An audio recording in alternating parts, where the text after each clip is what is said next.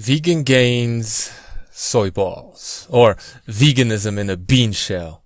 What's up, everybody?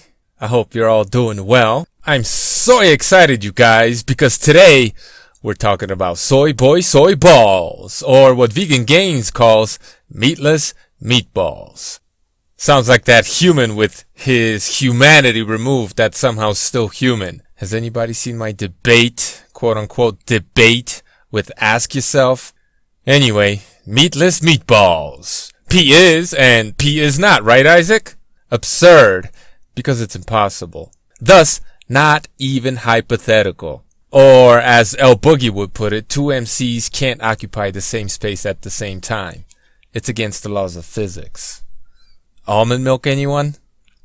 But let me stop confusing all of you and let me let you know that my point is that these meatless meatballs perfectly encapsulate veganism, or more precisely, veganism's incoherence, absurdity, and self-refuting contradictions.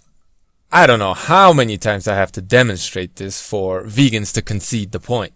Yeah, right. Vegans make no sense because veganism makes no sense. It's a self-reinforcing feedback loop. It's loopy, you loonies. Check it out.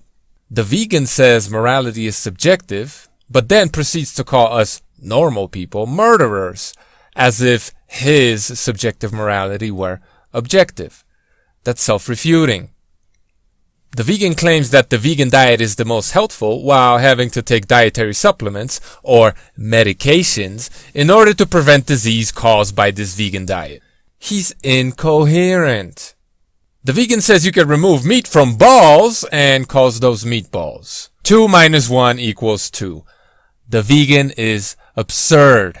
Which brings us to TVP, or textured vegetable protein, or the main ingredient in Richard's meatless meatballs. Textured vegetable protein. Forget the fact that the soybean is not a vegetable. Forget the fact that meat-tards are always schooling vegans about the plant kingdom. So what is this TVP exactly? Well, obviously it's a non-vegetable meatless vegetable used to make meatballs. Are you seeing a trend yet? Seriously though, TVP are soybeans with the hull and most of the oil removed. TVP is a byproduct of industrial oil and cooking oil industries. It's chicken feed. It's pig feed. It's vegan food. You see, the reason why veganism pushes human-animal parity is to convince us to eat what these animals eat. It may seem like they want to give animals human rights, but in reality, the goal is to give us humans animal rights. To feed us what livestock is fed. Whether the vegan understands this or not, veganism's main goal is to turn us to human livestock. But that's always been the goal. And so far, it has been pretty successful if you really take the time to think about it. Anyway, I could buy this TVP as chicken feed for about 30 cents a pound. Except it comes fortified with vitamins and minerals and, unfortunately, antibiotics, all of which cost a lot more money. Does your TVP Vegan Gains contain any of these more expensive additives? And how much does a pound cost? $7? But isn't this exactly what I've been talking about? Whether they know it or not, vegans are shills for the processed food industry, the pharmaceutical industry. The goal is to take nutritive value out of our food and to sell it back to you in a bottle at a higher cost. This is exactly what they did with milk.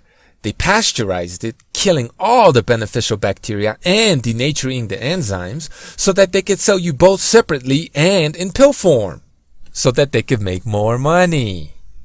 The goal of veganism is to take away nutritionally complete animal-based foods and to replace them with supplements. This has been happening for a long time now. Just look at your dietary food guidelines and how they have changed over time. So much as they, these vegans, talk about whole food plant-based and how healthful it is, hardly any vegan actually eats this way. And they all admit one must take supplements while on whole food plant-based.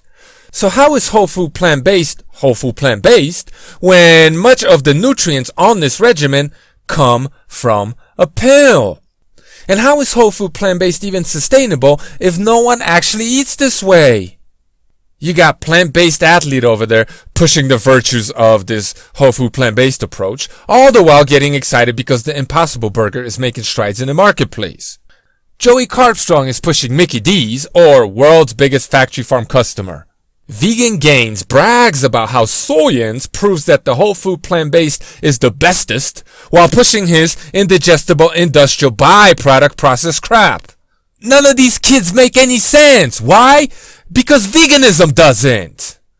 Thanks for watching.